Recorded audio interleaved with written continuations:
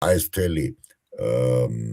მთელი ეფემიზმების მთელი სერია და პირდაპირ თქვა რომ აი ამაზე დგას ყველაფერი ჯუნგლის კანონი ომი ყველას წინააღმდეგ ამაზე დგას ყველაფერი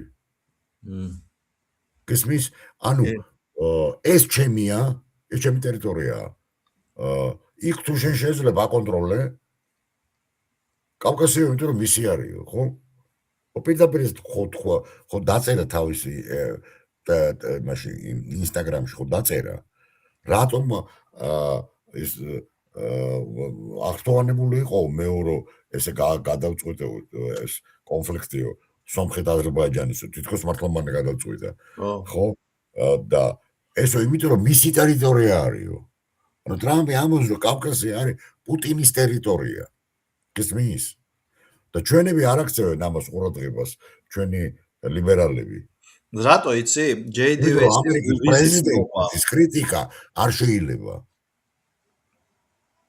რაც კარგია თუ ცუდია საჯარო სივრცეში ამერიკის პრეზიდენტის კრიტიკა არ შეიძლება გაიგე ლიბერალისტვის ხო მივხვდი თან ზაზა ბარემ აქვე თქვათ მაყურებლებისთვის რომ ეს ორ ნაწილად დაიდება იმიტომ რომ წყვეტა რო იყო ხო ეს გაიწყვიტა ეს მეორე ფაილი იქნება რა ხო და აქ მე მინდა დაუბრუნდე იმიტომ რომ იქ არ იწერებოდა გეხვეწები გაიმეორე რა რომ აი ეს ტაბუ რომ მოირღვა როცა დადო ობამას ოლქმარები ობამების რა ქვია ეს რომ ყოფილიყო 2 წლის წინ ეს იქნებოდა მე არ ვიცი რა იქნებოდა ხო მაგრამ ყველაფერი ძანერად ეს ბელების ტაბუ ჩამოიქცა არა მარტო ლიბერალური არა მთელი აი ეს სისტემა ანტირასისტული და სხვა ტიპის აი ეს ანუ რა მოხდა იცი ყველაზე უფრო მძიმე მომენტი რაც არის ალბათ არა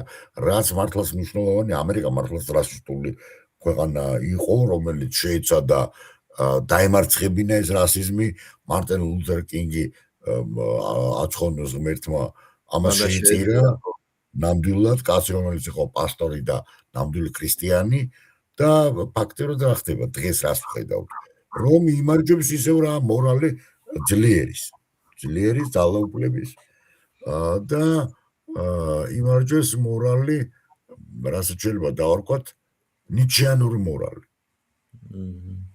ძლიერის ანუ და სოციალური დარვინიზმი აი ცხონებული ბენდუკიძე გახარებული იქნებოდა რომ იმარჯვებს სოციალური დარვინიზმი და მეცი რა მახსოვს მუჰამედ ჯოშენ არ მითხრა ბენდუკიძის ცხონება არ გაგონილა რჯულადაო ხო უნდა გითხრა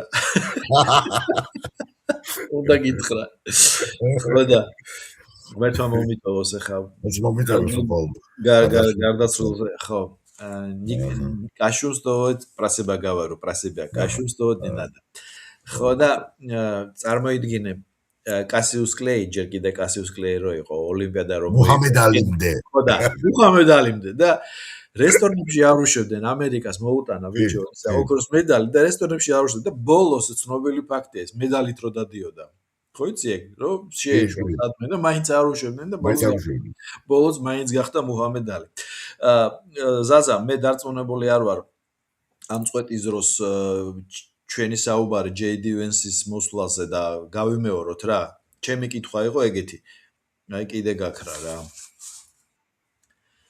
მოკლედ გვერდჩიან ზაზა რა გვერდჩიან რა ნელი ლოცვები უნდა გავაძლიეროთ ბნელი ძალები ხო და მე კითხე ესეთი რა უბრალოდ მაყურებლებო არ გაგიკვირდეთ თუ ამ კითხვას მეორედ მოისმენთ რამდენად აწყობთ მეთქი დემოკრატებს შემოდგომაზე ტრამპის წაქცევა მე არ მჯერა იმიტომ რომ მიიღებენ JD Vance რომელიც 28-მდე მივა და ეხა JD Vance-ის კერკეტი კაკალია ტრამპზე მაგარი ტრამპისტია და ჩათვალე რომ 28-ში თუ და ეგ იქნება 28-ში უკვე მოქმედი პრეზიდენტი ჩათვალე რომ 34-მდე ეგ იქნება და რას ფიქრობ საერთოდ რა თამაში მიდის მაშინ ეს რატო უნდათ ან რას უგორებენ ან საერთოდ შეეცევთ ამიზალა რომ ოქტომბერში კონგრესი გამოაცალონ ტრამპს იცი რა არის ეხლა ეხლა რო ვთქვა რომ არაპროგნოზირებადია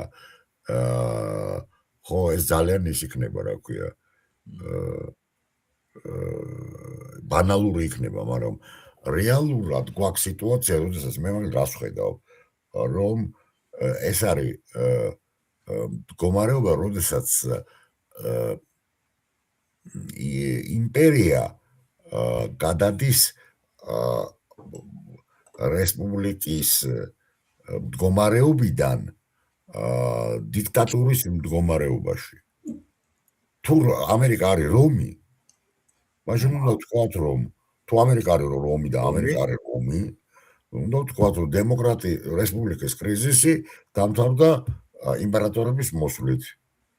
იყო დროდადრო ეს დიქტატორი იყო გაწერილი თუ არ ვცდები 6 თვით და იყო რამდენიმე შემთხვევა ერთ-ერთი იყო სულას დიქტატურა 6 თვიანი, მაგრამ ეს იყო დროში და წარმოუდგენელია რა ხდება ვერ გავიგე რა. დიქტატორი ხო ანუ რომი როგორც დიქტატორა? ხო და აქედან გამომდინარე ეს ჩვენ გადავდივართ ის მდგომარეობაში, როდესაც რესპუბლიკა იცვლება იმპერატორების კულტით. და მე მგონია რომ სწორედ აი ტრამპის მეორედ მოსვლა არის ეს ფაზის ცვლილებასავით. რომიც გაიხსენეს ზუსტად ესე იგი ამერიკა ძალიან გავს რომს კიდე იმით რომ კონკურენტებს იშორებენ კლავენ პირდაპირ. იშორებენ ხო მარტივად იშორებენ. ძალიან ეს რომაული მაგალითი ძალიან ესე იგი როგორ არის რუსული გამოთქმა ესეთი გემს როგორც დაარქვევო ისე გაცურდებაო. ხო და იმდენი იძახეს რომი რომ აი მე ერთ-ერთ საუბრის დროს ესე მკითხეს რომ რამდენად აფასებო შენო ესეთ შეხედულებასო რომ პუტინი ეთამაშება ტრამპს საერთო წარმატებისთვის, ანუ რაც ტრამპს აწყობს, მიუხედავად იმისა დეკლარირებული პოზიციისა და შესაძლოა თუ არაო რომ დაუშვათ გაყვეს იქამდე რომ აი კიდე ერთხელ რა. ვა რა უცნაურია რა რატო ითიშება არ ვიცი. ხო და რომ გაყვეს იქამდე რომ ტრამპის თამაშიც კი ითამაშოსო და მე ვთქვი რომ კი მეთქი რა. იმიტომ რომ მე ესეთი გზნობა მაქვს ანდრეი პეტროვიჩ ძევატოვი არის ერთი ჩემი შეხედვით ძალიან დადებითი და კარგი ადამიანი ბევრ რამეში ნუ ხანვიზიარებ ხან არა მაგრამ ერთი რამ სწორედ თქვა რომ თამაშის წესები უნდა შეიცვალოს და ჭადრაკის თამაშიდან რუსები უნდა გადავიდნენ კარტის თამაშზე ბანკოს თამაშზე და მე მივხვდი ესაც გულისხმობდა ანუ ამერიკული ყაიდის პოლიტიკის კეთება უნდა დაიწყონ და ზუსტად აქედან გამომდინარე მე ვთვლი რომ პუტინი შეყვება ტრამპს ამ თამაში იმიტომ რომ კიდევ ერთხელ ვამბობ თითქოს 22 წლის 24 თებერვალს მან იცოდა რომ ამერიკაში ესეთი ცვლილებები მოხდებოდა რა იმიტომ რომ ბაიდენის ადმინისტრაცია დიდხანს ვერ გაძლევდა. შენ რას ფიქრობ? ეხლა რუსეთი უნისონში არიან მიუხედავად იმ გარეგნული ფასადისა. ეს მაინც მე ესე ვიტყოდე ეს მაინც არის შეკითხვა პოლიტოლოგისთვის რომელიც კარგად აკვირდება მოვლენებს და კარგად იცის თქვა არა მარტო რიტორიკა არამედ ეს შიდა დინებები. მე შემიძლია გითხრა ერთი რაღაცა რომ ვამბობ დასავლეთის კრიზისი, ევროპის კრიზისი ყველაფერთან ერთად რუსეთიც და ამერიკაც ეს არის რაც გარკვეული მე ესე ვიტყოდი ევროპის პოლუსები. აქედან გამომდინარე, როდესაც ხდება ესეთი ევროპა კარგავს თავის სუბიექტობას, ხო? თავისთავად ის რომ ამერიკა და რუსეთი რაღაცა რეზონანსში არიან დღეს ეს ჩანს. და იყო ესეთი პერიოდები, აი მე ვახსენე 72 წლის სუეცის კრიზისი. სადაც იყო კიდევ უფრო სერიოზული დაპირისპირება იდეოლოგიური, სოციალისტური საბჭოთა კავშირი და კაპიტალისტური ამერიკა. მაგრამ რომ დაჭირდათ საშინლად მოეხსნენ ბრიტანეთს და ფაქტობრივად დაასრულეს ბრიტანეთის ძალმოსილება, ხო? ყოფილა ესეთი მომენტები, ძალიან დაეხმარა მე-18 საუკუნის კრიზისის დროს შეერთებულ შტატებს რუსეთის იმპერია და მეორე მსოფლიო ომი. ანუ რაღაცა ესეთი გადამწყვეტ მომენტებში ეს ორი იმპერია პოულობს საერთო ენას. აი 200 წელი რასაც უყურებ არა ამ ისტორიას. რა თქმა უნდა არის დაპირისპირებების პერიოდები, შეიძლება ვთქვათ რომ აი ცივ ომში გაიმარჯვა დასავლეთმა, თუმცა მე თუ მითხავ დასავლეთმა არ გაიმარჯვა, მოხდა იმპერიის რენოვაციო. ანუ მესამე ფაზაში გადავიდა რუსული იმპერია. ეს არანაირად არ არის დაკავშირებული დასავლეთ ცივი ომის მარცხში. ეს კარგად უცუდი ეს მეორე მომენტია, მაგრამ ხო, ეს მომენტია. ეს მაგრამ ისე ვიმეორებ, რა თქმა უნდა, ეს არ გამორიცხავს არც იმას, რომ ჩვენთანაც არიან ადამიანები, რომლებსაც ეზიზღებათ რუსეთი, და ამერიკაში არიან ადამიანები, რომლებსაც აქვთ ესეთი დამოკიდებულება დაუშვათ ემოციური. მაგრამ თუ ჩვენ შევეცდებით, რომ ამას გარედან შევხედოთ ნეიტრალურად, ვიღაცა ეტყვის, რომ ცინიკურად, მაგრამ მე არ მემეჩნია, რომ ეს ცინიკური ხედვაა. ეს უბრალოდ არის რაღაც გარედან ყურება და მაშინ მე ვხედავ, რომ როდადრო ესენი როგორც ორი დიდი ბიჭი პატარა ბიჭებს გააგიჟებენ ხოლმე და მერე შეთანხმდებიან. მე გახსოვს ერთხელ მოგწერე, რომ როცა ჩვენ პლუს მინუს გეგმავდით აი ამ ეთერს თარიღისთვის და ესეთი რამეს ვთქვი, რომ დიდი სიამოვნებით დავარქმევდი მეთქი სამუშაო სახელიც ჰქონდა Gambling Man. ხო და ანუ ხო ხვდები, აი ორი მოთამაშე ერთმანეთს შეხვდა და ის არ არის თავს მართალი აბსოლუტურად გეთახმები, ეს არ არის სუბიექტური მომენტი. არ არის, ხო, ეს არა, ხო. ესენი გამოხატავენ თავიანთი კულტურების, თავიანთი აი ამ კომუნიტების, თავიანთი აი რაც გარკვეულ თვისებებს, კი, ტრამპის და პუტინის გვანან ერთმანეთს. როგორც ამერიკა და რუსეთი რაღაცაში ძალიან გავს ერთმანეთს. და მე არ დამავიწყდება თვითონ ეს ფრაზა, მე გემბლინგი გაგონილი მქონდა დიდი ხნის წინ ძალიან და ზელენსკის რომ მოუწყო ეს ობსტრუქცია თეთრსახში, მაშინ რამდენჯერ გაიმეორა ეს და ზუსტად კარზე რო გააკეთა რა, ბანკოზე რო გააკეთა აქცენტი ხა. ბევრმა მიიღო რომ პაპლიბეისკი ელაპარაკებოდაო და არა ზუსტად გლობალურად ეუბნებოდა რა, რომ რა საიშროების წინ დგას უკრაინა, მაგრამ ნუ გამგება გაიგო და ვინც ვერა და ისე როგორც მოდი ვიყოთ ობიექტურები და არც ზელენსკის არ უნდა დაუბრალოთ, რომ აი მისი ბრალია რაც ხდება, არა. ყველა ადამიანს თავისი ისა აქვს, რა ქვია, თავისი სამსია და თან მანიპულაციის ქვეშ არის ხო ფაქტია. თავისი თქვა და ასე რა თქმა უნდა პასუხისმგებლობა, მაგრამ ეხლა თქვა რომ აი ასეთ ისტორიულ მოვლენებს ერთი ადამიანის ნება წყვეტს, რა თქმა უნდა არა. თუმცა არის რაღაცა მომენტები, როდესაც ერთი ადამიანი არის კარგი რეპრეზენტაცია კოლექტივის და საზოგადოების. პირიქით მე ესე ვიტყოდი, რომ გარკვეული აზრით ზელენსკი რაც როგორც დიქტატორი ისე კი არ იქცევა აი ამ სიტუაციაში, თუმცა გავს. ის ძალიან გამოხატავს უკრაინელი ხალხის ბედისწერას. თვითგანადგურების კაცრავს. თვითგანადგურების ზუსტად ხო, ლიკვიდაციის. ამ აზრით შეიძლება მას შინაგანად ეს არ უნდა, მაგრამ არ უნდოდა რაღაც მომენტში, მაგრამ უნდა თუ არ უნდა, ეს არის ბედისწერა. ზუსტად. როგორც აღარ მოსულს ვინ ამბობდა, ნამდვილი ტრაგედიის დროს ქორო იღუპებაო. ბატონო, რომ ნამდვილი ტრაგედიის დროს იღუპება ქორო. აღარ მოსულს ვინ თქვა. არ ჩორები გამთქვა, ანუ ეს არის კოლექტიური თვითმკვლელობა, ანუ კოლექტიური მსხვერპლშეწირვა, ესე ვიტყოდი, მთელი საზოგადოების. ზაზა, თუ გვაქვს 2 წუთი, მე და შენ გვაქვს 2 წუთი? რა თქმა უნდა. ჩვენ წინა ვიდეოში მე ესე შეგეკითხი კიდეც, რომ ირანის პერსპექტივა თქო და შენ კარგად ჩამოაყალიბე, რომ ირანს ციკლურადაც არ უწევს და შინაარსობრივადაც ეხლა დაცემა. და აი დღეს ნიუ-იორკის დროით საღამოს 8 საათზე ტრამპმა უნდა გააკეთოს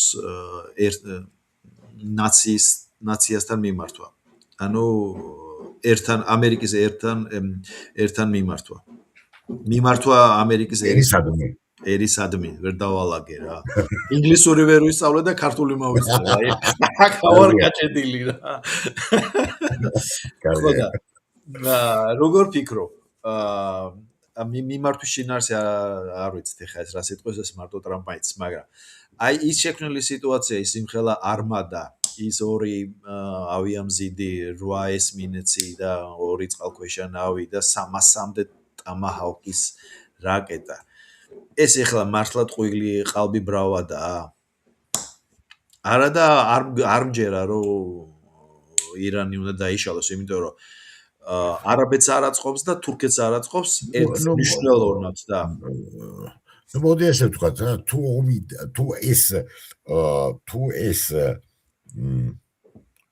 თუ ეს მოხდება, მაშინ გვექნება არა 100 წლიანი ომი ბოლოჟამამდე, არამედ ბოლოჟამის ომი უკვე. ანუ ეს იქნება ცხელი ფაზა. კი, იმიტომ რომ ეს ის შემთხვევა, როცა შესაძლოა მართლა არავინ არაფერს არ ადათმობს. არც ისრაელი, არც ირანი, არც რუსეთი, არც ჩინეთი, არც პაკისტანი, არც ნუ ეს იქნება ძალიან მძიმე რაღაცა. აი მაშინ ერთ-ერთმა შეიძლება გამოიყენოს ტაქტიკული კი თავისუფლად შეიძლება კი მე არაფერს არ გამორჩა იმიტომ რომ ეხლა მეორე მომენტი ეს არის რომ ისრაელი არის მუდმივად ყოფნა არ ყოფნის ექსტენსიურ მდგომარეობაში ანუ მარტო ის კი არ არის რომ დაუშვათ რომ აი ღაზაში დახოცას კი დახოცა კი აბსოლუტურად არ არის მორალური ზუსტად ისეთი ბედიელის ისრაელს ანუ ეს ირანისა და ისრაელის ღაზის სექტორისა და ისრაელის თანაარსებობა უბრალოდ შეუძლებელია. გესმის? აი დარვინისტული ეს ბრძოლა არსებობისათვის, ხო?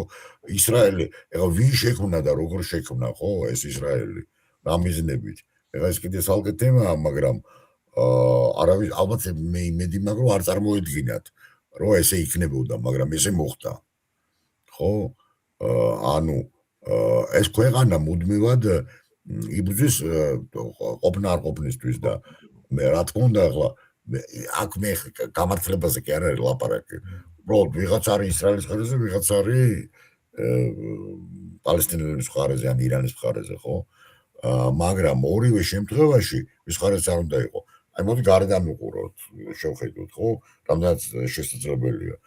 შენ ხედავ რომ ეს რეალურად არის აი მართლა ხანდახან აი ეს მეტაფორა ეს ჯუნგლის ზუსტად მორგებულია ნუ ეს არის ზუსტად ის შემთხვევა როდესაც არც ერთი არ დათმობს და არც ერთი არ არის ესე ვამბობ რა აქ არ მუშაობს არანაირი ფაქტორი ესეთი იმისი რა ქვია როგორ გითხრა იცი ეს უბრალოდ ცივილიზაციური დაპირისპირებაც კი არ არის. ეს არის დაპირისპირება, ეს არის არსებობისათვის ბრძოლა ორი ცხოველის. ცხოველი ამ შემთხვევაში თლად მეტაფორა არ არის. ხო. ანალოგია. არ ვამბობ შეურაცხყოფელი იმით, მაგრამ ეს თუ რამეს გავს, ეს არის დარვინისტული ბრძოლა არსებობისათვის. თავისი აი შეხედავ აი თავისი არსით ეს არის ამიტომ არის რაღაც თვითონ ისეთი არქაულია ისტორიულიც კი აღარ არის. გასაგებია. ზაზა ძალიან დიდი მადლობა ამ საუბრისთვის. მადლობა.